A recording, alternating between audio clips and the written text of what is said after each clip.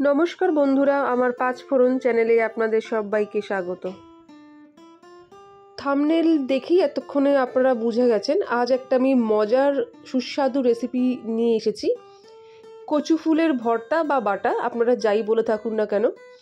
দুপুরবেলা গরম ভাতের সাথে কিন্তু এই কচু ফুলের ভর্তা বা বাটা থাকলে আর অন্য কিছু কিন্তু প্রয়োজন পড়ে না। আপনারা অনেকেই অনেক রকমভাবে করেন, তবে আমি এটা কীরমভাবে বানিয়েছিলাম সেটাই আপনাদের সঙ্গে শেয়ার করছি। চলুন দেখে নেওয়া যাক। আমি 2 আটি কচু ফুল নিয়ে এসেছিলাম, বাজারে এখন অ্যাভেলেবেল। আমার বেশ কিছুদিন রয়ে গেছিলো ফ্রিজে, তাই একটু লালচে লালচে হয়ে এসেছে। কচু ফুলগুলোকে কিভাবে কেটে নিতে হয় দেখুন। আজ আমার রেসিপিতে আমার মাকেও নিয়ে এসেছি। দেখুন, আমার মা আপনাদের কেটে দেখাচ্ছে যে কচু ফুলগুলো কীভাবে কেটে নিতে হয়। প্রথমে গোড়ার দিক থেকে আস্তে করে একটা চাকুর সাহায্যে গোল করে ফুলটাকে কেটে নিতে হয়। দেন বোটাটাকে আস্তে করে টানলে ভেতরে যে সোজা মতন ডাঁটিটা থাকে সেটা টেনে বের করে নিতে হয়। এইভাবেই কচুর ফুলগুলো আমি আর মা মিলে দুজনে কেটে ফেললাম। তারপর ছোট ছোট করে পিস পিস করে নিয়েছি। যেহেতু বর্ষার দিন, তাই পোকামাকড়ের বাসা হতেই পারে, তাই খুব ভালো করে কিন্তু কচুর ফুলগুলোকে কলের তলায় দিয়ে জল দিয়ে 2-3 বার করে ভালো করে করে ধুয়ে নিতে হবে। দেখবেন যাতে কোনো পোকামাকড়ের ডিম টিম না পারে। কচু ফুল ধোয়ার ক্ষেত্রে কিন্তু খুব ভালোভাবে কিন্তু এটা আপনারা দেখে নেবেন। এরপর একটা বাটির মধ্যে দিয়ে দিলাম 1/2 চামচ মতন নুন এবং দিয়ে দিলাম খানিকটা জল।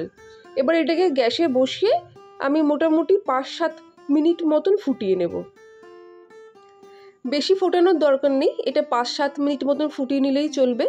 ফুটিয়ে নিলে এর মধ্যে যদি কিছু পোকামাকড়ের ডিম ফিম থেকে থাকে সেই জীবাণুগুলো নষ্ট হয়ে যায়। এরপর আমি নিয়ে নিয়েছি 6-7 কোয়া রসুন, একটা মিডিয়াম সাইজের পেঁয়াজ আর 4-5টা কাঁচা লঙ্কা, আর নিয়ে নিয়েছি 100 গ্রাম মতন চিংড়ি মাছ। চিংড়ি মাছটাকে নুন হলুদ ভালো করে মাখিয়ে 5 মিনিট মতন রেখে দেবো। এরপর কড়াইতে আমি বসিয়ে দিয়েছি সর্ষের তেল। এই রান্নাটা পুরোটাই সর্ষের তেলে করতে হবে। মোটামুটি 2 টেবিল স্পুন মতন সর্ষের তেল নিয়ে নিয়েছি। তেল গরম হলে চিংড়ি মাছগুলোকে হালকা ফ্রাই করে নিতে হবে। এই কচু ফুলের ভর্তা আপনারা কে কীরকম করে বানান জানাবেন। এটা অনেক রকমভাবেই করা যায়, তবে আমি এরকমভাবেই করলাম। আমার বাড়িতে যেহেতু কিছুটা চিংড়ি মাছ ছিল, সেহেতু আমি চিংড়ি মাছ দিয়েই কিন্তু এই কচু ফুলের ভর্তাটা করলাম। আপনাদের কেমন লাগছে আমার রেসিপি অবশ্যই জানাবেন।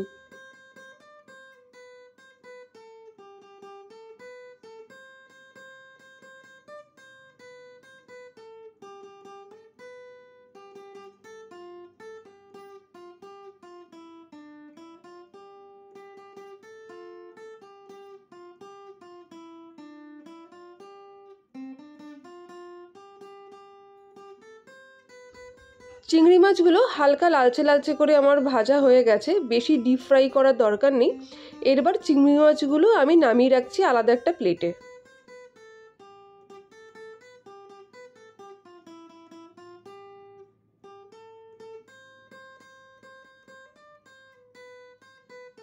চিংড়ি মাছ নামানোর পর কড়াইতে যেটুকু তেল অবশিষ্ট আছে সেখানেই আমি পেঁয়াজগুলো দিয়ে দিলাম। পেঁয়াজগুলো হালকা হালকা করে আমি ভেজে নেব। পেঁয়াজগুলো কিন্তু কুচোনোটা যে খুব মিহি কুচোতে হবে তেমন নয়, আপনারা যেরকম কাটতে পারেন তেমনই কেটে নেবেন, কোনো অসুবিধা নেই।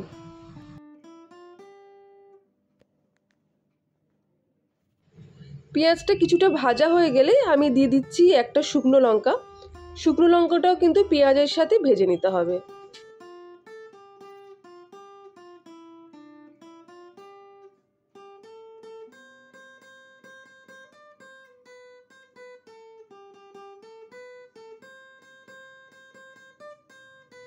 পেঁয়াজ আর লঙ্কাটা ভাজা হয়ে গেলে আমি যে হালকা গরম করে যে নিয়েছিলাম কচুর ফুলগুলো, সেগুলো কড়াইয়ের মধ্যে দিয়ে দেবো।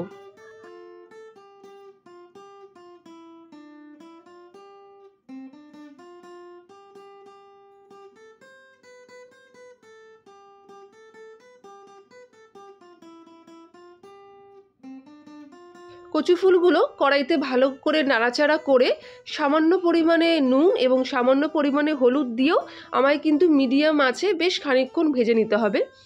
যতক্ষণ না এই কচুর ফুলের মধ্যে জল না টেনে যাচ্ছে ততক্ষণ কিন্তু এটা আমাকে ভেজে নিতে হবে।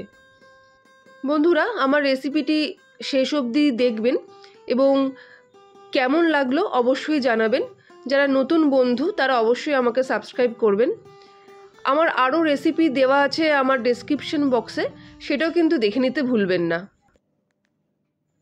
ফুলগুলো ভালো করে ভাজা হয়ে গেলে আমি শেষের দিকে নামানোর সময় দিয়ে দিলাম 1/2 চামচ মতন কালো জিরে। আপনারা লক্ষ্য করেছেন আমি কালো জিরে কিন্তু আগে তেলে দিইনি, আমি ফুলগুলো ভাজার শেষের দিকে কালো জিরে দিলাম। কালো জিরেটা যদি আপনারা শেষের দিকে দেন তাহলে কালো জিরের গন্ধটা কিন্তু থেকে যায় রান্নায়, তাই এটা খেতে আরও ভালো লাগে। আপনারা কিন্তু এরকম কালো জিরে শেষের দিকে দিয়ে দেখতে পারেন, এটার টেস্ট কিন্তু একদম অন্যরকম হয়। যাই হোক, আমার ভালো করে ফুলগুলো ভাজা হয়ে গেছে। ফুলগুলো আমি একটা প্লেটের মধ্যে নামিয়ে রাখছি। প্লেটের মধ্যে নামিয়ে আমি এটাকে পাখার তলায় রেখে দেব যতক্ষণ না এই কচুর ফুলগুলো ঠান্ডা হচ্ছে। ঠান্ডা না হলে এটা কিন্তু বাটা কোনোভাবেই পসিবল নয়, তাই আমি তাড়াহুড়ো যদি থাকে কারো তারা কিন্তু পাখার তলায় রেখে নিতে পারে। আমিও পাখার তলায় রেখে নিলাম। এরপর যে আমি আপনাদের আগেই দেখিয়েছিলাম আমি 6-7 কোয়া মতন রসুন নিয়ে নিয়েছিলাম আর 3-4টে কাঁচা লঙ্কা নিয়ে নিয়েছিলাম, সেই রসুন আর কাঁচা লঙ্কাগুলো আমি মিক্সার গ্রাইন্ডারে দিয়ে দিচ্ছি। আর যে চিংড়ি মাছগুলো আমি হালকা করে ভেজে রেখেছিলাম সেই চিংড়ি মাছগুলো ঠান্ডা হয়ে গেছে এতক্ষণে, সেগুলো আমি মিক্সার গ্রাইন্ডারে দিয়ে একসঙ্গেই 3টে পেস্ট করে নেব। এই পেস্টটা কিন্তু একদম ফাইন হওয়া চাই, সেটার দিকে লক্ষ্য রাখবেন। যারা শিলনোড়ায় কমফোর্টেবল তারা কিন্তু এই বাটাটা শিলনোড়াতেও বাটতে পারেন। আমি মিক্সিতেই বেটে নিলাম যেহেতু আমার একটু তাড়া ছিল। কোনো কিছু বাটা বা ভর্তা আপনারা যাই বলেন না কেন সেটা যদি শিলনোড়ায় বাটা যায় তার টেস্ট কিন্তু আরও ভালো হয়। আমার বাটা হয়ে গেছে রসুন, কাঁচা লঙ্কা আর চিংড়ি মাছগুলো। ওই বাটাটা কিন্তু আমি মিক্সার গ্রাইন্ডার থেকে আর বের করছি না, তার মধ্যেই আমি যে কচু ফুলগুলো ভেজে রেখেছিলাম পেঁয়াজ সমেত সেগুলো আমি একসাথে দিয়ে দিচ্ছি।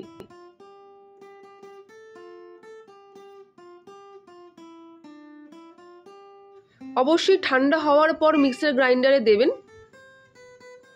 ঝালটা আপনারা আপনাদের প্রয়োজন মতন দেবেন, আপনারা যে যেরকম ঝাল খান। আমি এখানে 3-4টে কাঁচা লঙ্কা আর একটা শুকনো লঙ্কা দিয়েছি। আমার কচুর ফুল বাটাটা হয়ে গেছে। এরপর আমি কড়াইতে নিয়ে নিয়েছি আরও 2 টেবিল স্পুন মতন সর্ষের তেল। এর মধ্যে কিন্তু আমি কোনো রকম ফোড়ন ইউজ করছি না। যেই বাটাটা আমি রেখেছিলাম কচুর ফুলের মিক্সার গ্রাইন্ডারে সেটাই একটা চামচের সাহায্যে মিডিয়াম আঁচ রেখে গ্যাসের আমি তুলে দিচ্ছি।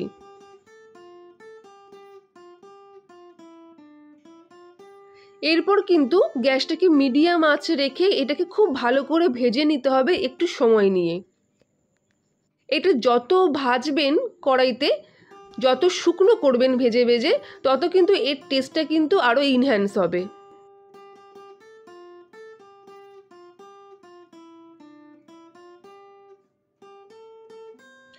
ভাজতে ভাজতে আমার মনে হলো একটু নুন কম আছে, তাই আমি সামান্য পরিমাণ নুন দিয়ে দিলাম। যদি আপনাদের মনে হয় ঝাল কম তাহলে কিন্তু এখানে আপনারা কাঁচা লঙ্কা ছোটো ছোটো করে কুচি করেও দিয়ে দিতে পারেন। আর দিয়ে দিচ্ছি স্বাদের জন্য সামান্য পরিমাণে চিনি, মানে 1/2 চামচেরও কম চিনি দিয়ে দিচ্ছি, এতে কিন্তু আরও টেস্টটা ভালো হয়।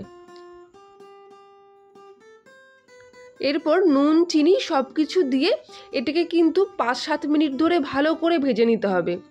ভেজে ভেজে দেখবেন যাতে কড়াই থেকে ছেড়ে যাচ্ছে, কড়াইতে আর গায়ে লাগছে না, তেমন অবস্থা অবধি ভেজে নিতে হবে। আস্তে আস্তে এর কালারটাও আপনারা দেখতে পারবেন যে পরিবর্তন ঘটছে।